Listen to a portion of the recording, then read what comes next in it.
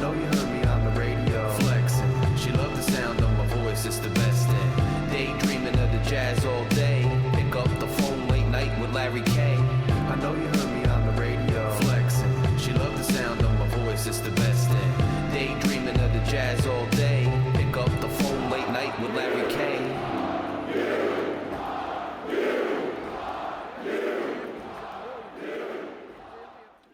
Is it time now? Can I finally be a little bit critical without getting all the backlash and all the naysayers telling me that I'm overdoing it or that I'm not being patient enough? Is it time? Can we talk about some of the issues on this team? Is it safe?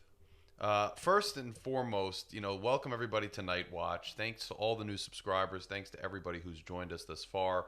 You are much appreciated. And look, I just want to give a special shout out for all the craziness we're going to go through today with the basketball team. Last night, I had the pleasure of attending an event put on by the R Foundation and some of the Rutgers Alumni associations. And it was part of Rutgers Takes the Garden State. And we all got together for a New Jersey Devils game at the Prudential Center. I have to say it was absolutely brilliantly well put together. An absolute pleasure to attend. I went there with my girlfriend. Just great hospitality, great communication. All the people that were there helping out as part of, the alumni networks and the R Foundation. Just excellent all-around experience. We got to go. We got some cool swag. It was like a snow hat with a Devils logo and a Rutgers logo. Little Rutgers alumni pins. The food was good, provided by the Prudential Center. The coordination with the Prudential Center and the New Jersey Devils was awesome. We had good seats. We were all sitting near each other. The game was fun. Devils came out with a win. So I just wanted to shout out the R Foundation and Rutgers Takes the Garden State. It's actually a project where Rutgers is reaching out to the whole state with various events across the entire state of New Jersey to connect alumni from all three campuses. And a big focus of this is getting all three campuses, alumni of all three campuses together all across the state. And it's just an absolutely awesome program. If you haven't checked it out, just type in Google Rutgers Takes the Garden State. Register for one of these events. They're actually right now at an event for the Hip Hop Nutcracker at New Jersey Performing Arts Center in Newark. But February 1st, they're going to be at Rutgers Day at Adventure Aquarium down in Camden. February 8th, they're at the Liberty Science Center. March 1st, Rutgers Day at the American Dream Mall. So there's stuff for the whole family, kids, your significant others. I would highly recommend going to one of these events because it was just an absolute pleasure interacting with the folks who put it together. An absolute pleasure getting to mingle and network with other alumni from all three campuses, and just an excellent time all around. Special shout out to Diane and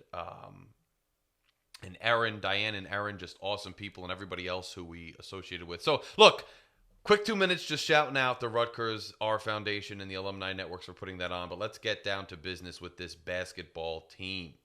Rutgers goes down. First Big Ten game of the season. Another road game. Let's not forget we had Kennesaw State, so this is not Rutgers' first road game this year. Dropped to Kennesaw State, dropped to Ohio State 80-66. Many of the same things that myself and some others have been concerned about continue to rear their head with this team. As I've said, this is not new to this season, which is probably concerning because the talent this season is so good, and to have the same issues that we've seen so many times with Peichel coached basketball teams is a little bit disheartening, I'd say. It's intriguing looking at the stat sheet in this game and looking at, team stats, because based on team stats, you would almost think that this would have been a much closer game. Rutgers loses by 14 points, and you'd think they would have lost by less given the parity here in some of these numbers. 3-point shooting, Rutgers was actually 38.9 to Ohio State's 33.3, and Ohio State is a good perimeter shooting team. So we outshot them from three as far as percentages, and in terms of raw numbers, we hit 7 threes of 18, and they only hit 6 threes of 18. So that was close. Free throw percentages, we were once again 91.7%. So once again, above 90 in our free throw shooting. That's one area I think we have improved upon this year. No surprise when you have better shooters in general on the team. Ohio State only 76, really 77% from the line. They hit 10, we hit 11. So the parity's there. Rebounding, overall rebounds, 33-30 in favor of Ohio State. We had 12 offensive rebounds. They had 11. They had 22 defensive. We had 18. Too many second chances for Ohio State, I thought. They had 4 blocks to only 1 for us. 3 steals apiece. Turnovers. Rutgers had 13 turnovers to Ohio State's 8. And the foul parity was there. 16 fouls on Rutgers, 15 on Ohio State.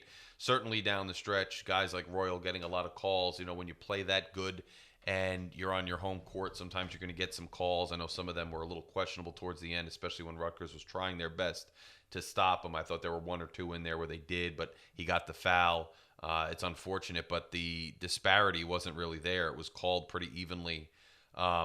Where I think it really gets down to the nitty-gritty of why we struggled, look at the turnover margin.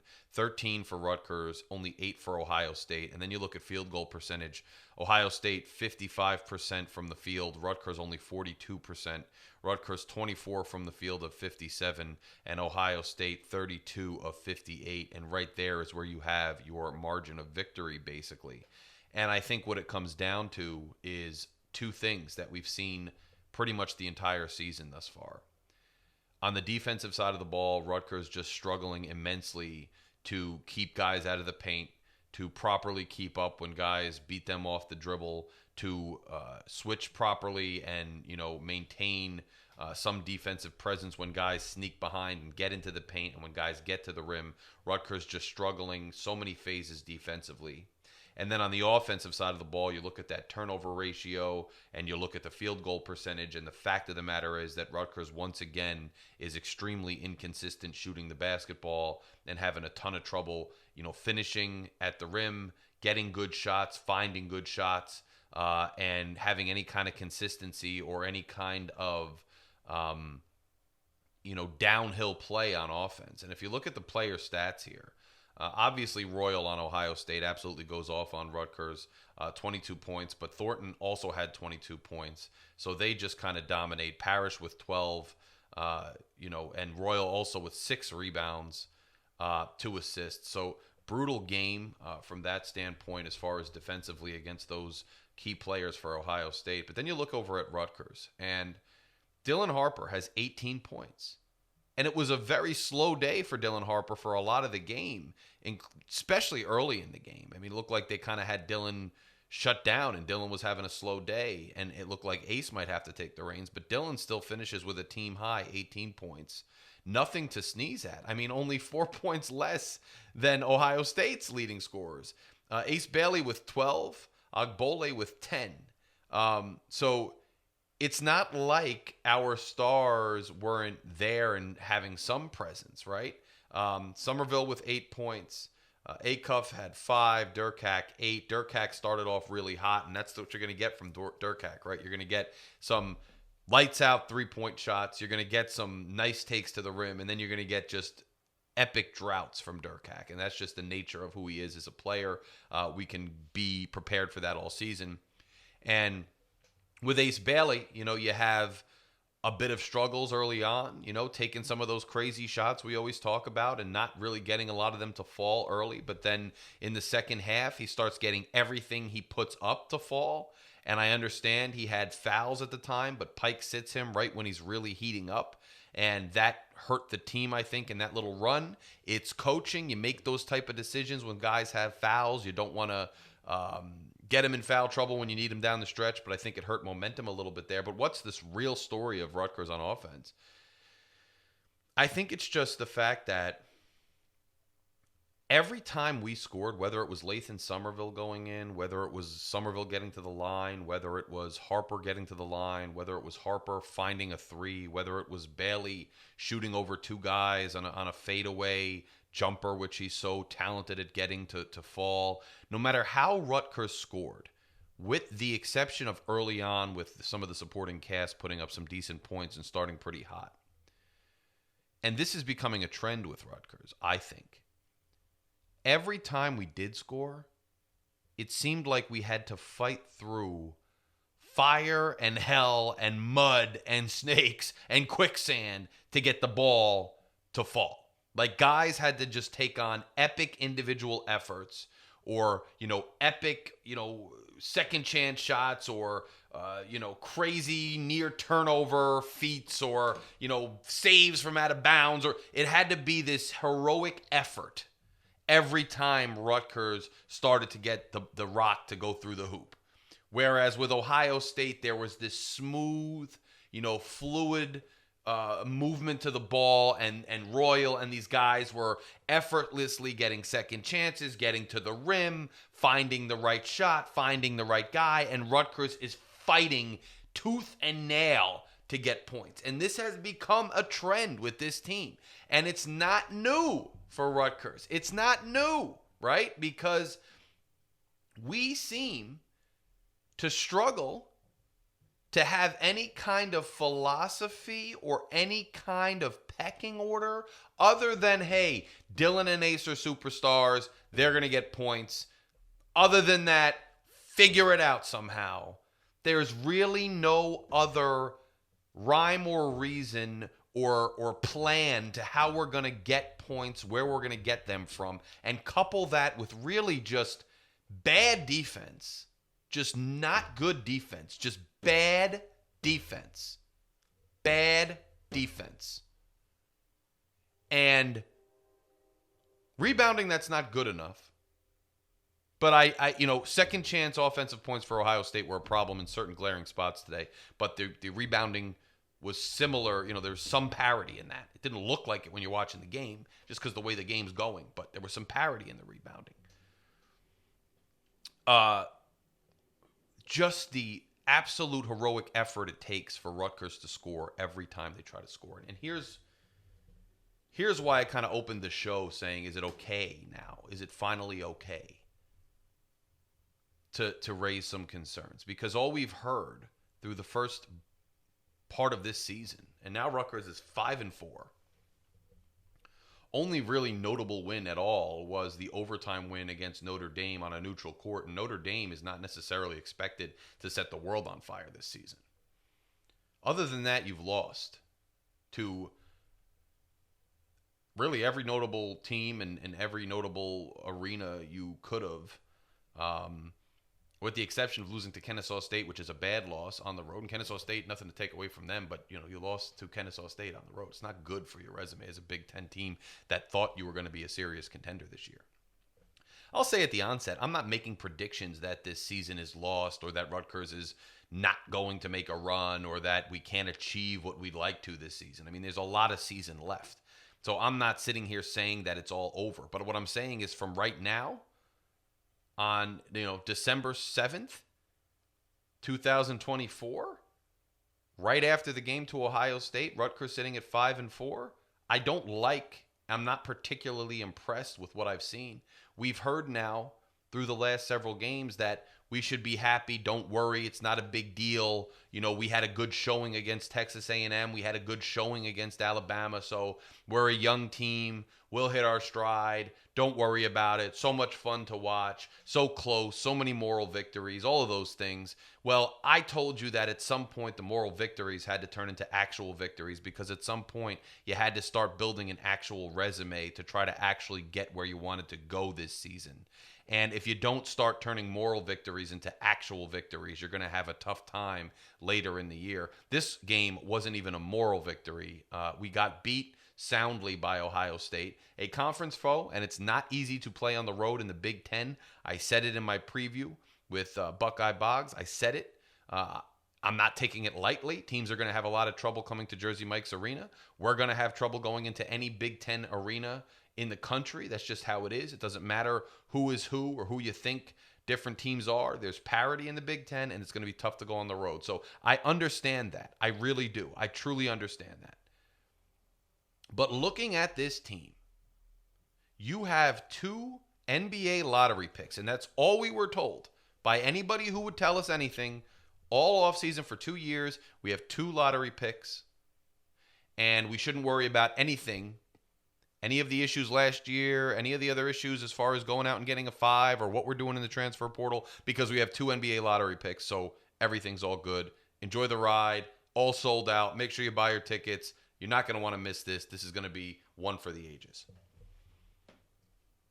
And we have a coaching staff that, knowing they were going to have these 2 supremely talented players, knowing for quite a while that these 2 individual players were going to come to Rutgers, knowing their skills, knowing their strengths and weaknesses, knowing how they wanted to play ball, knowing the style of play that would help these 2 players to succeed,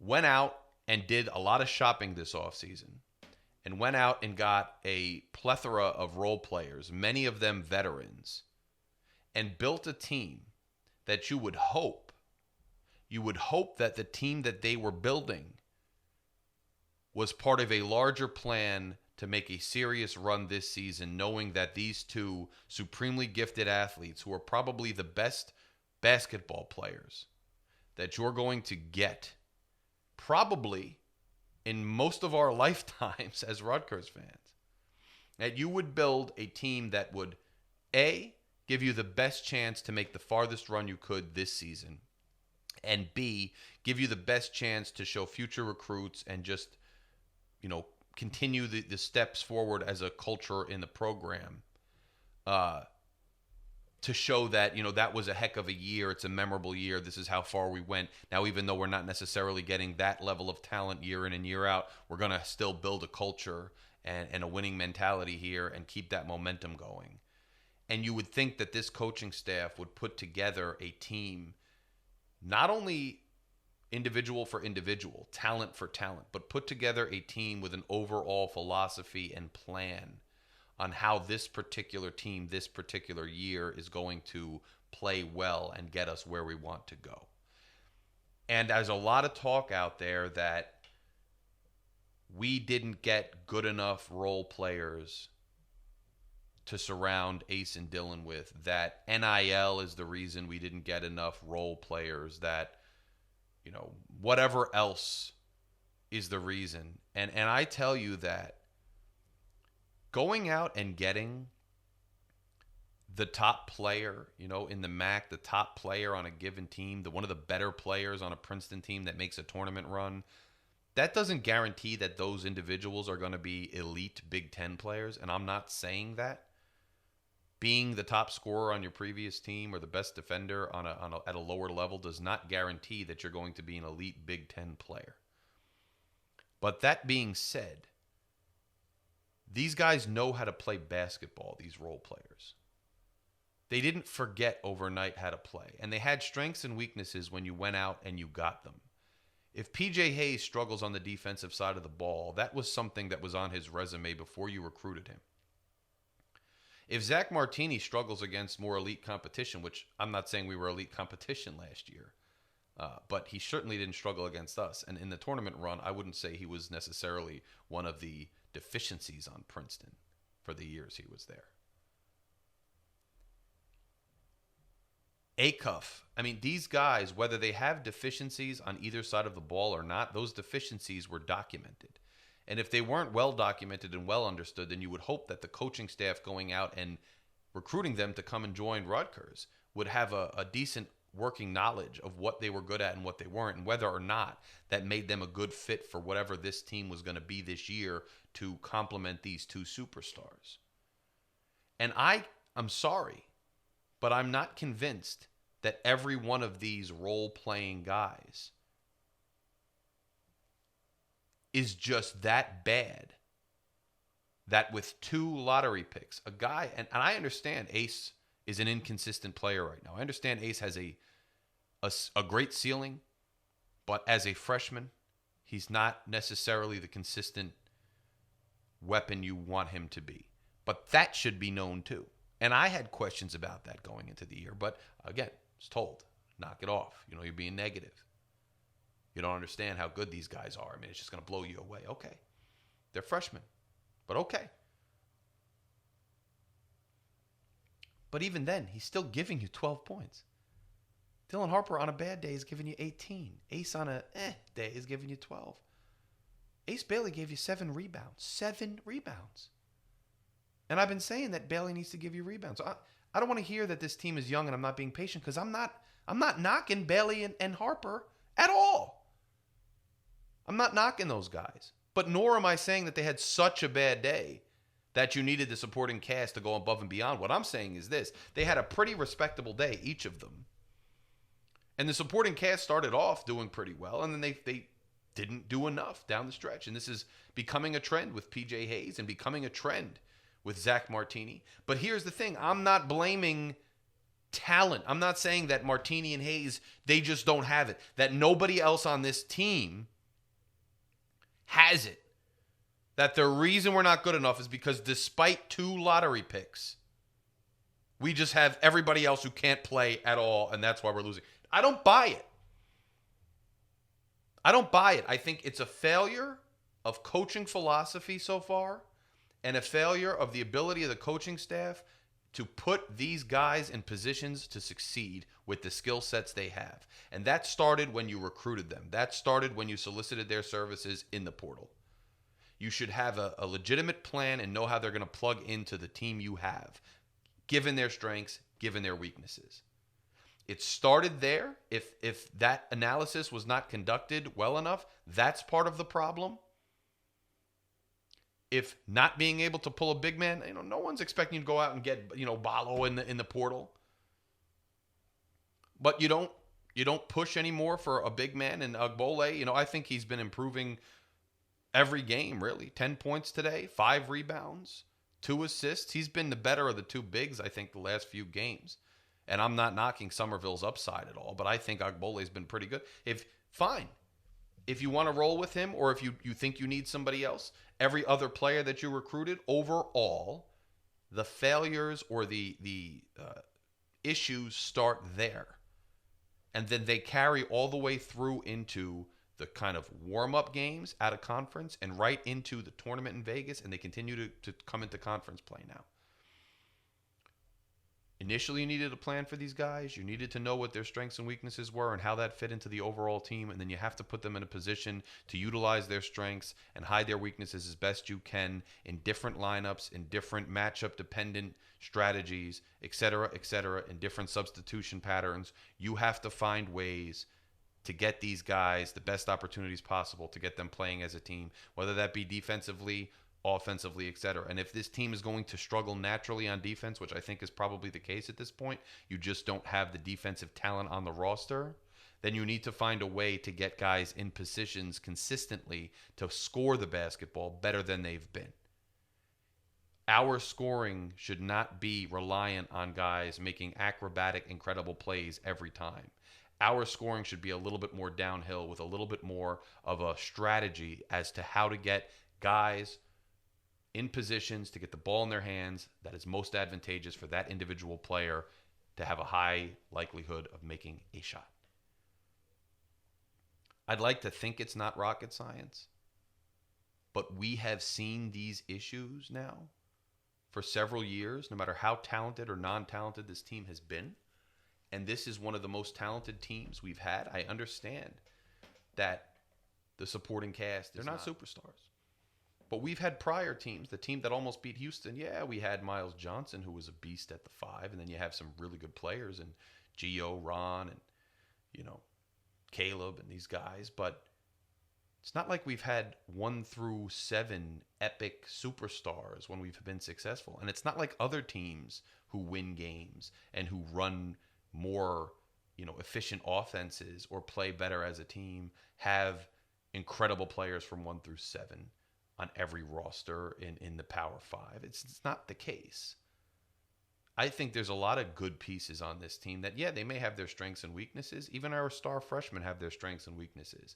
But you should be able to put them in positions to succeed. And what I'm seeing here is, so far, a coaching staff that doesn't quite have a very good or efficient or concrete plan as to how to fit these pieces onto the chessboard and how to formulate all these individual players into a good or decent team. Right now, I think this team is decent.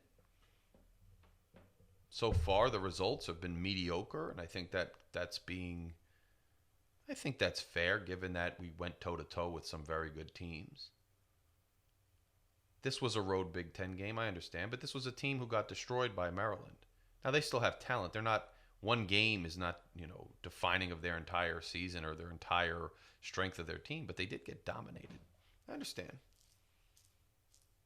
I understand it was a tough game for them. And I understand that this does not guarantee that we're going to struggle on Tuesday. But don't sleep on Penn State, who just beat Purdue. Don't sleep on them. And I think anybody who thought that this team was a shoo-in for anything, just given the 2 lottery picks, I don't think you necessarily have to hit the panic button or start saying that we're doomed. And I'm not saying that either, but I think it's time to take people with a little bit of concern seriously and not just be dismissive of people who have some concerns, because the concerns seem like they're true. They're evident. They're a little undeniable. The team could 100% rattle off 6-7 wins right now and put most of this to bed, and I hope they do. And I still have faith that they're going to finish, near the top of the Big Ten and make the run we want them to make. There's just too much talent. But that's going to require, I think, this staff to look deep and figure out what the deficiencies are and how they can better put these pieces in positions to be a better team and a more cohesive team. Because I'm not seeing it right now. I'm seeing a bunch of guys with strengths and weaknesses who aren't really sure where they fit into the overall situation. And I think a good example of this is, let's look at Grant. Let's look at Dylan Grant's minutes.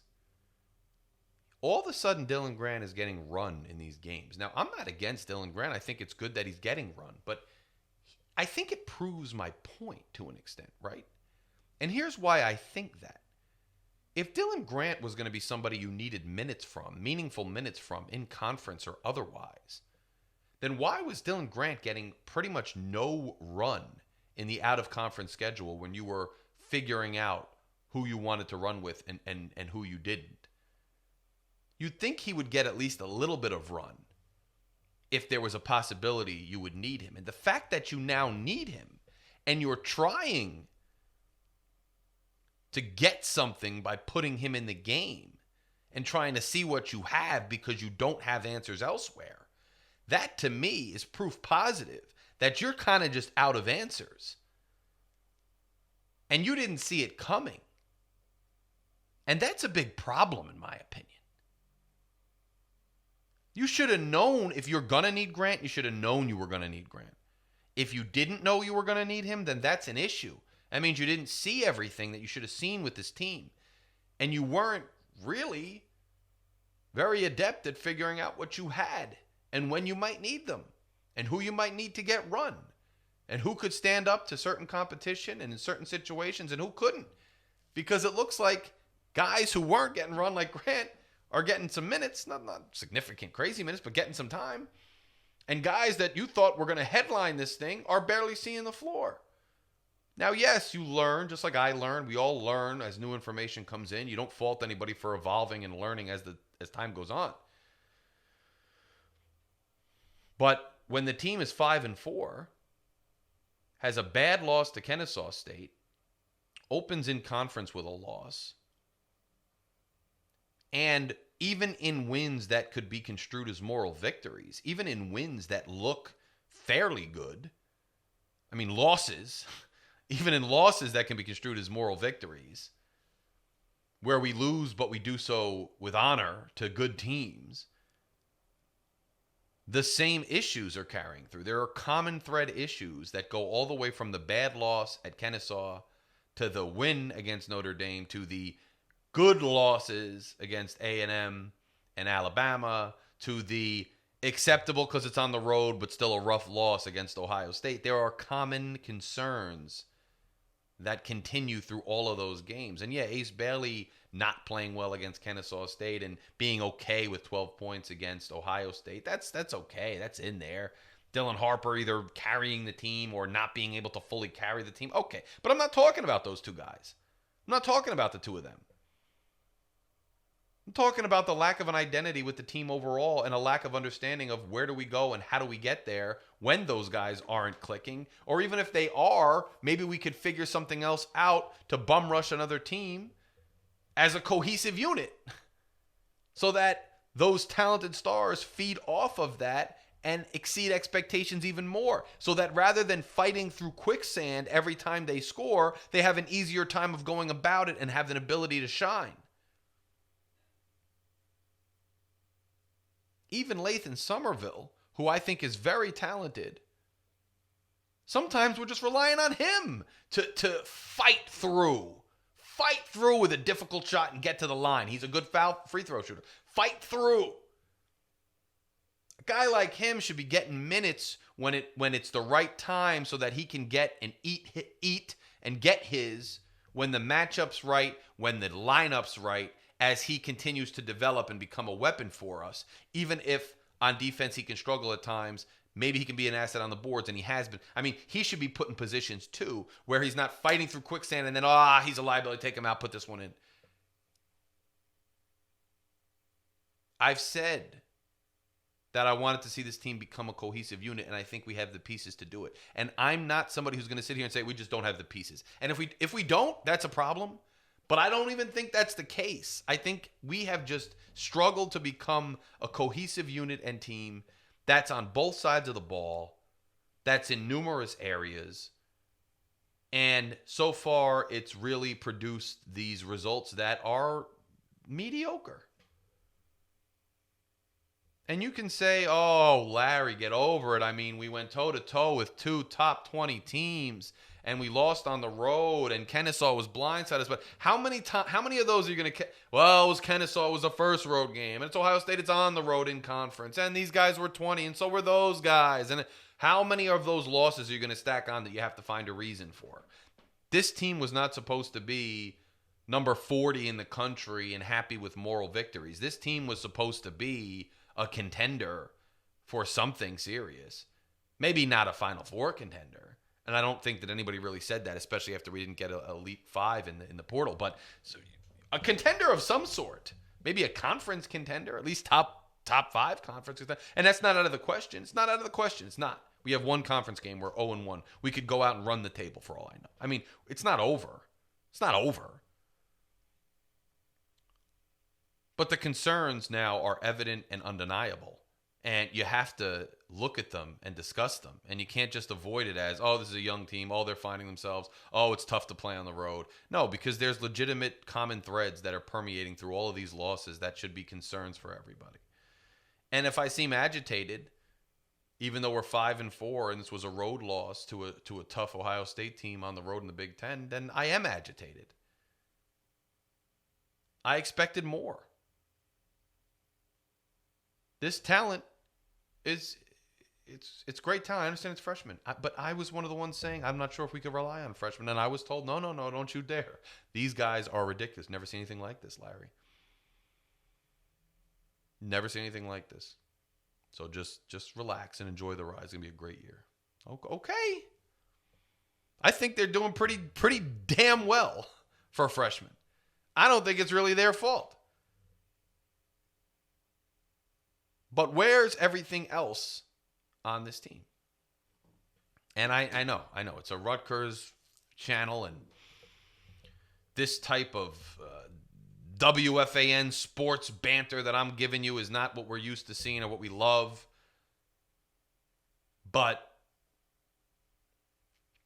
look, at the end of the day, man, I think it's valid. I think, with a team this talented and deficiencies this consistent and this evident, it bears some criticism and it bears some of this type of dialogue here. Now, how do you make it better? There are plenty of ways to try to make this better. I think you preach defense relentlessly. You get your best defenders on the floor with Ace and Dylan, and you have some accountability with defensive play as best you can. You're not the most defensively talented team. I understand that. But you get better effort out of the defensive side of the ball. And if you have to sacrifice scoring for it, you do it.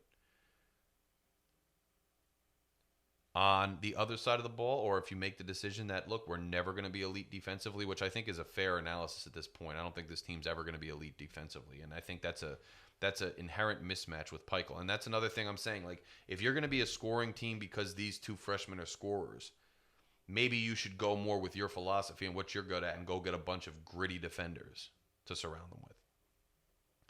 Or if you're going to go all in on scoring, then you should know that you're going to have a bunch of deficiencies on the defensive side of the ball. How can you mitigate that as best you can?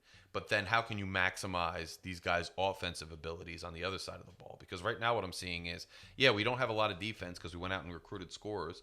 But on the offensive side of the ball, we're not maximizing those guys' scoring abilities because we're not putting them in positions to be able to score, especially against better competition.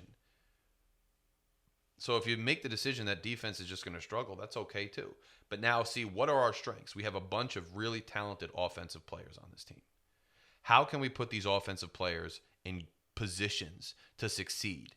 How can we maximize PJ Hayes' ability from beyond the arc? How can we maximize Martini's abilities?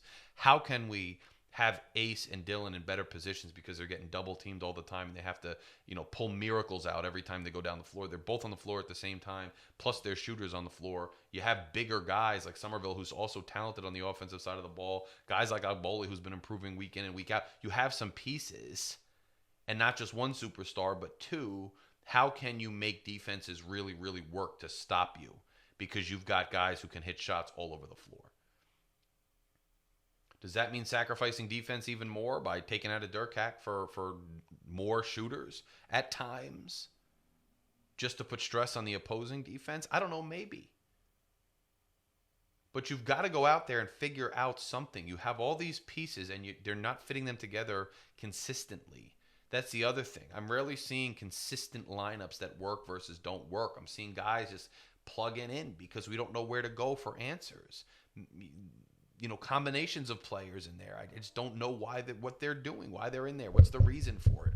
Is it the defensive thing? Is it for a specific player or matchup that you have? Is it for rebounding? Is it for scoring? Is it more advantageous to score against this particular team with this particular lineup because of the mismatches, as to the 3 guy or the 4 guy or the 1 guy or whatever? I don't see anything. I see a team saying, go out there. Dylan and Ace are superstars. Figure it out. Create what you're going to create. We're not going to be good on defense. It sucks, but live as best you can. And we got to get shots to fall. And when our guys are playing like miracle workers, we'll do well. And when they're not playing like miracle workers, we're going to struggle. And that's just not good enough with a team this talented. It's just not good enough. Point blank, period. Point blank, period. So Rutgers starts 5-4. Penn State visits Jersey Mike's on Tuesday. Seton Hall visits next Saturday. Then we have Princeton. Columbia is the only breath maybe that we have coming to Jersey Mike's 2 days before New Year's. And then you just get into the bulk of the Big Ten schedule. Now, I'm somebody who thinks that, I understand Penn State beat Purdue. I understand they're a formidable team. We're at home on Tuesday. You got to bounce back. I think this team does bounce back against Penn State. Their backs are against the wall. They're going to be feeling it. They're going to be hearing stuff like what I'm saying today, and they're going to be sick of hearing it. And they're going to go out there and I think try to make a statement against Penn State.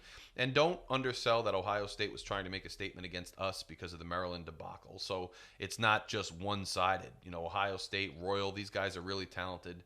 I think the coach did a good job on Ohio State. I think the Buckeyes deserve a lot of credit for going out there and consistently finding shots, consistently making shots, consistently doing what they had to do to get their season on track. But I think that's going to be Rutgers when Penn State comes to town.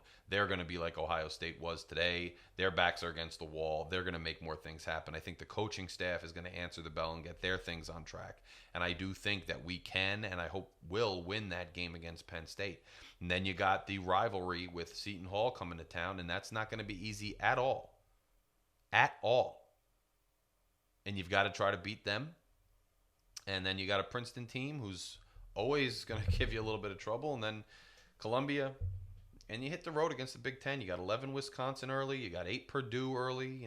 Even though they got that loss, things do not get any easier. And if you don't figure out who you are, the issues we have in the paint, the issues we have with rebounding, Big Ten teams are going to exploit you when you have those problems in the paint. They're going to exploit you with second chance opportunities. They're going to exploit you when they can shoot freely and there's always an open man to take a shot.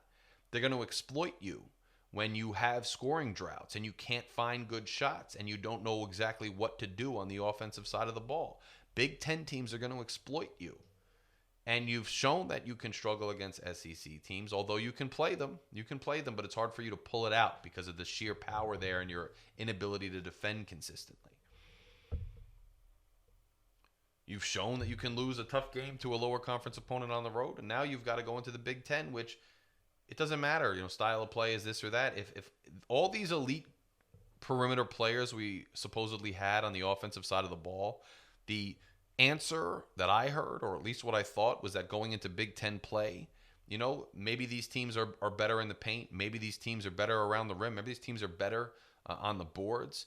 But the style of play in the Big Ten, we are going to be able to perimeter shoot them, run them, and everything else off the floor because we're just a different style of team now. We can shoot from anywhere. We have weapons everywhere. And even though there's going to be some mismatches with Big Ten teams, we are still going to be a tough and difficult matchup the other way for them. And we're going to be able to make noise and do damage in the Big Ten for those reasons. And then beyond the Big Ten, we're going to have a team finally that's more formidable with some of the other teams that are guard heavy, that are shooting heavy, that have speed, all those things. And right now it doesn't look like we really have much of either, right? You got perimeter players, it looks like, who really can't keep up and are consistently beat off the dribble and beat with guys getting open on the outside. And then you obviously really don't have much in the way of rim protectors down low that are consistent. It's tough if you have defensive perimeter players who are not quick enough to stop guys cutting into the lane and getting in there toward the basket, and you also lack a rim protector, you're going to struggle a lot. And I think that's one of the things we're seeing with this team that's so troubling, and that's what I mean about building a team. If you're going to build a team that's guard heavy and supremely talented on the outside, and for that reason you're going to kind of pass up going heavier down low, then you better have guards that can not only score consistently on the offensive side of the ball, but who can guard consistently on the defensive side of the ball so that you don't really need that rim protector as much. And if you're going to have guys that are great on offense but struggle defending, in the guard positions, then you're going to have to invest in a rim protector because guys are going to be getting past them and getting to the lane over and over again. And it seems like we have the worst combination of that. We have guys who struggle to defend on the outside, but then no real consistent solid rim protector on the inside, and that's why guys are consistently scoring on us in the paint. And that's what I mean when I talk about roster construction. I don't blame the individual players with their strengths and weaknesses, but when you're putting all these guys together, you got all these transfers, and a lot of them seem to have similar skill sets. They struggle on the defensive side of the ball. They are or were really good shooters, but they can't necessarily create their own shot all the time. And you don't have a force down low. I like Ogbole. I like his development. Somerville has a bright future, but you don't have a guy this year who can fill that role. What were you thinking when you constructed this roster? If you're going to blame talent, that's all I'm saying. But that concludes my rant for today because I just have nothing left in me. And I had such a nice time yesterday with the R Association, R Foundation, all these things.